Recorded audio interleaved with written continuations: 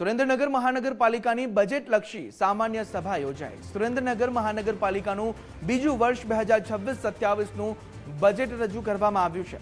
757 કરોડથી વધુની બજેટને વહીવટદારે સર્વાનુમતે મંજૂરી આપી। રોડ રસ્તા માટે 99 કરોડ, વોટર ડ્રેનેજ પ્રોજેક્ટ માટે 75 કરોડ અને આરોગ્ય માટે 19.50 કરોડ તો સેનિટેશન માટે 40 કરોડ ફાળવવામાં આવ્યા છે। શિક્ષણ, આરોગ્ય, પાણી, રોડ, હેરિટેજ સ્થળોનો વિકાસ પણ કરવામાં આવશે તે પણ આ બજેટમાં ઉલ્લેખ કરવામાં આવ્યો છે અને આરોગ્ય માટે મહત્વની વાત છે કે 19.50 કરોડ ફાળવવામાં આવ્યા છે। સુરેન્દ્રનગર મહાનગરપાલિકાની બજેટલક્ષી સામાન્ય સભા યોજાઈ હતી।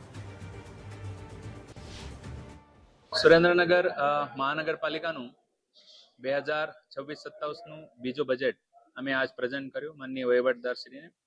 આ બજેટ ટોટલ 757.02 કરોડનું હતું। આ બજેટમાં અમારી રેવન્યુ આવક 136 કરોડ, કેપિટલની આવક અમારે અપેક્ષિત છે 402 કરોડ, રેવન્યુ એક્સપેન્ડિચર છે 138 કરોડ અને કેપિટલ ખર્ચો જે છે 484 કરોડ।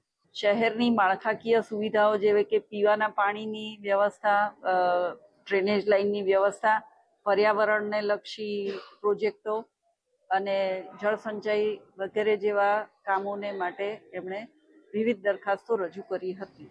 સાથે સાથે શહેરની જે હેરિટેજ વિકસાવવાની પણ કેટલીક બાબતો એમણે રજૂ કરેલ હતી।